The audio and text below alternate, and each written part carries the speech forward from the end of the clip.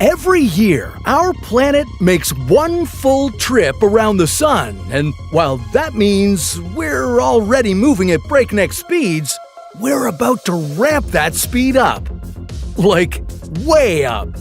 Let's turn the Earth into a planet-sized spaceship and crank it up to light speed. Why would this make Earth extremely heavy? What would happen to Earth if it started orbiting so fast? And what would it be like to experience all this from down on the ground? This is What If, and here's what would happen if the Earth orbited the Sun at the speed of light. Okay, nothing travels faster than light, so brace yourself because light moves through space at a blistering 300,000 kilometers per second. That means from the moment a particle of light leaves the sun, hurtling directly toward you on Earth, it takes just 8 minutes before it hits you in the face. Or gently caresses your face. Yeah, it only takes light 8 minutes to travel 150 million kilometers. And light reflecting off the moon only needs 1 second to reach your eyes. Now, when it comes to an object cranking up to the speed of light, things aren't just as simple as picking up the pace. Let's take our planet. As it gets closer to the speed of light, its mass increases until it becomes infinite. And to move an infinitely massive object, you're gonna need an infinite amount of energy. And that's just impossible. Until now. Earth already orbits the Sun at 30 kilometers per second. And while that's not slow at all, compare it to the speed of light and that's not even a drop in the bucket. If you want to be more precise, Earth orbits this big scorching ball at only 0.01% of the speed of light. So we've got a lot of ground to cover here. But don't get ahead of yourself, because even if we just increased Earth's orbital velocity to 42 kilometers per second, we'd be in serious danger. That's because at this speed, Earth would achieve its orbital escape velocity. That means it would be traveling fast enough to escape the Sun's gravitational pull.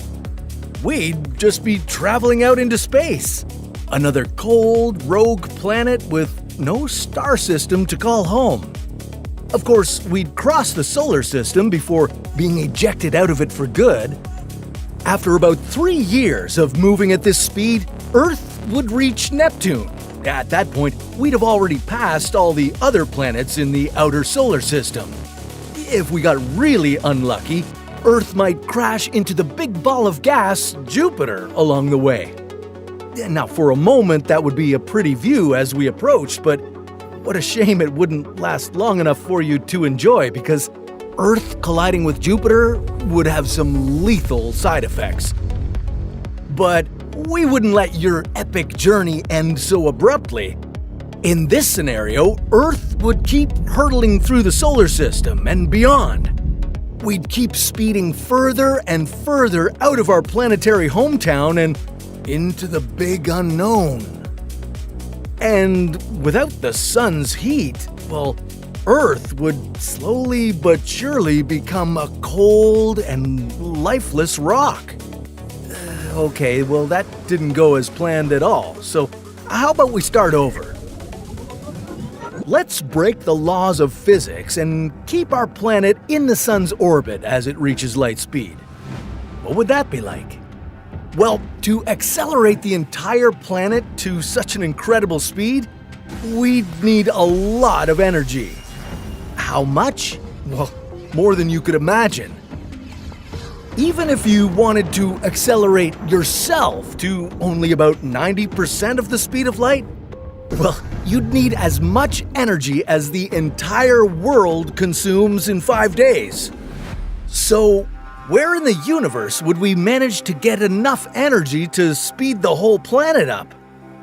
Well, your best bet would be to follow the lead of a very rare but extremely fast kind of star, a hypervelocity star. These are stars that can reach speeds of up to 33% of the speed of light. There may be as few as 1,000 of these kinds of stars in our entire galaxy, all because they need a unique chain of events to unfold first. Hypervelocity stars reach their hyperspeeds by orbiting a black hole that's colliding with another black hole. These two black holes begin a kind of dance with each other, spinning faster and faster until eventually they let go.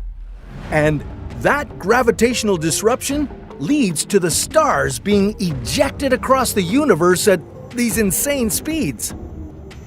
Alright, so it's simple. In order for us to reach the speed of light, we just need to swing around a black hole or two. What's the worst that could happen there? Now, experiencing light speed on Earth wouldn't be exactly like what you see in the movies, when the Millennium Falcon or the USS Enterprise engage thrusters. For starters, you wouldn't see any more stars in the night sky. That's because you'd be experiencing what's known as the Doppler effect. In scientific terms, all the light traveling toward Earth would now have a higher frequency, moving from the visible spectrum into the X-ray range. To put it simply, the light from the stars would become invisible to you because the human eye can't see X-rays.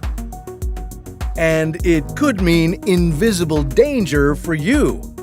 X-rays can cause many health problems and increase your risk of cancer.